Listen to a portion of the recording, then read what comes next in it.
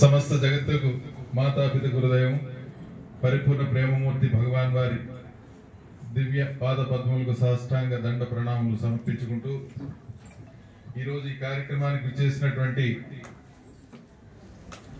సోదరి జాతీయ అఖిల భారత సత్యసాయి సేవా సంస్థల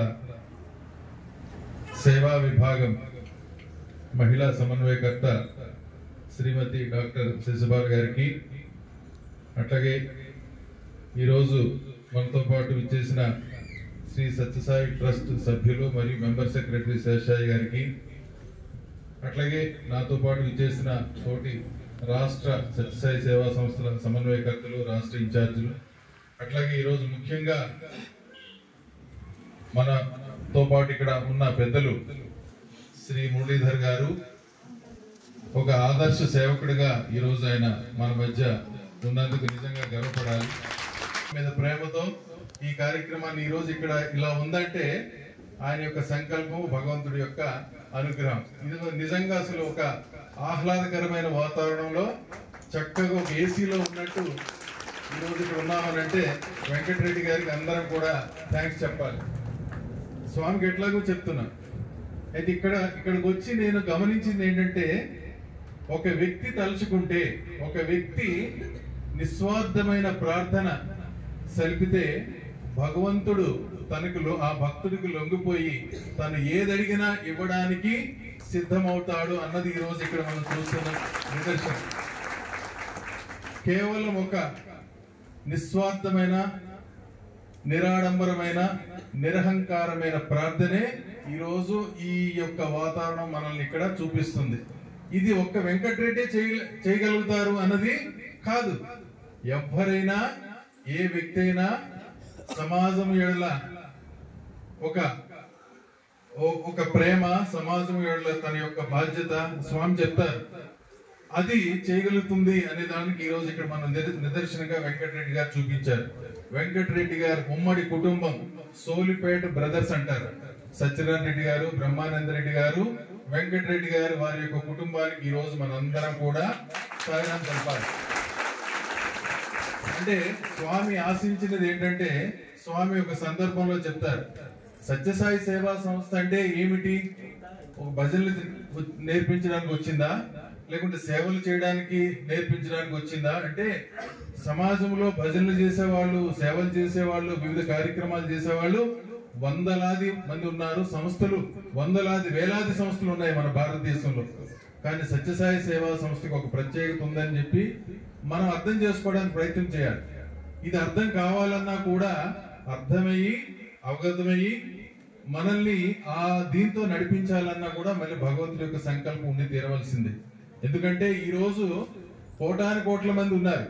స్వామికి 185 దేశాల్లో మనలాంటి భక్తులు ఉన్నారు. కానీ కొంతమందిని ఎంచుకున్నారు ఈ రోజు స్వామి. ఆ ఎంచుకున్న వాళ్ళలో మనందరం ఇక్కడ ఉన్నాం. స్వామికి ఒక రోజు స్వామి సంస్థ ఉద్దేశం ఎందుకని చెప్పి మళ్ళీ అందులోకి వెళ్దాం. సంస్థని ఎందుకు ఇచ్చారు స్వామి? మరి ఏ అవతారమూర్తి, రాముని కాలంలో గాని కృష్ణుడి కాలంలో ఇట్లాంటి సంస్థలు లేవే. ఒక సత్యసాయి సేవా ఆర్గనైజేషన్, సత్యసాయి భగవానుడు ఎందుకు తలంపు పెట్టి ఇది ఎందుకు నిర్మించారు, ఈ వ్యవస్థాపన వెనక ఉద్దేశం ఏమిటి అని అంటే, ఒక్క 2 మాటలు మనం గుర్తుపెట్టుకోవాలి. పెద్దవాళ్ళు ఉన్నారు, అనుభవజ్ఞులు ఉన్నారు, అయినా కూడా ధైర్యంతో చెప్పే ప్రయత్నం చేస్తాను. స్వామి చెప్పిన మాటే. స్వామి అన్నారు ఒక సందర్భంలో, ఈ రోజు ఈనాటి కాలానికి నువ్వు పూజలు చేస్తావా, జపాలు చేస్తావా, ఏం చేస్తావా, ఇవన్నీ పక్కకు పెడితే ఈ రోజు ఇక్కడ కావాల్సింది ఏంటంటే అందరూ ఐక్యంగా ఉండటమే స్వామికి కావాలి. ఈ రోజు కావాల్సినది దేశమంతటా, ప్రపంచమంతటా స్వామి ఐక్యతను కోరుకున్నారు అని చెప్పి స్వామి ఒక మాట చెప్పారు, వ్యక్తితో ప్రారంభించి.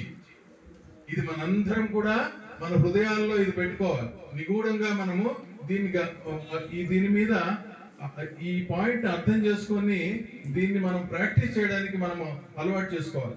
వ్యక్తితో ప్రారంభించి ఐక్యతతో అందరినీ కలుపుకొని, వ్యక్తితో ప్రారంభించి ఐక్యతతో అందరినీ కలుపుకొని సేవల ద్వారా పవిత్రముగా, అక్కడ కూడా గుర్తుపెట్టారు మన స్వామి, సేవల ద్వారా పవిత్రంగా ప్రపంచములో శాంతిని నెలకొల్పటమే సత్యసాయి సేవా సంస్థల యొక్క ఉద్దేశం అన్నారు స్వామి. ఇందులో చాలా అర్థం ఉంది. 2 మాటలు మనం చెప్పేసాం కానీ వ్యక్తితో ప్రారంభించి అనేది ఎదుటి మనిషి సహాయం చేసినప్పుడే అది ఆవిష్కరించబడుతుంది. నాకు నేనుగా నేను ఇంట్లో పూజలు చేసుకొని జపాలు తపాలు అన్ని చేసుకోవడం అది వ్యక్తిగతం. అది నీ యొక్క స్వార్థం. నువ్వు కొంత చేసుకుంటున్నావు, అది నీలో ఉన్న దైవాన్ని నువ్వు దర్శించుకుంటున్నావు అన్నారు. ఎప్పుడైతే నువ్వు సేవలు బయటకు వచ్చి సేవలు సలుపుతావో బయట వాళ్ళలో ఉన్న దైవాన్ని కూడా నువ్వు దర్శించిన వాడు అవుతావు.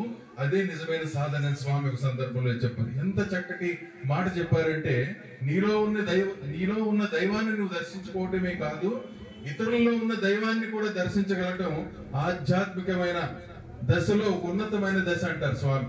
ఆధ్యాత్మికమైన దశలో ఉన్నతమైన దశ. అది ఈ రోజు వెంకటరెడ్డి గారు స్వయాన వారి కుటుంబ సభ్యులు మనకి ఈ భవనం ఒక నిర్మాణాన్ని చేయించి 36 లక్షల రూపాయలు ఖర్చు పెట్టగలిగారు. వారు ఒకటే మాట చెప్పారు ఆ రోజు ఓపెనింగ్ అప్పుడు, ఈ రోజు కూడా ఒకటే చెప్తున్నారు. నాకు ఆనాడు ఏమీ లేదు సార్, ఈ ప్రాంతం అనేది ఒక పేదరికాన్ని నేను చూశాను, ఈ ప్రాంతంలో ఒక 10 మందికి సహాయం చేయగలిగితే మా జన్మలు సార్థకం అవుతాయనే ఒక చిన్న సంకల్పంతో నేను చేశాను సార్. అది ఈ రోజు స్వామి ఇలా నడిపించారు. దానికి పెద్దలు ఇలాంటి మురళీధర్ లాంటి వ్యక్తులు వచ్చి వారి యొక్క సహాయాన్ని వారి యొక్క సహకారాన్ని అందించడం అనేది కేవలం స్వామి యొక్క అనుగ్రహం తప్ప ఇంకేమీ కాదు. కాబట్టి స్వామి అంటారు ఎట్టి సంకల్పము అట్టి చర్య, ఎట్టి చర్యో అట్టి ఫలితము, ఎట్టి ఫలితము అట్టి గమ్యము అన్నారు స్వామి. నీ సంకల్పంలోనే నీ గమ్యం ఉంది, నీ యొక్క డెస్టినీ ఉంది. నువ్వు ఏదైతే అనుకుంటావో అది జరిగి తీరుతుంది.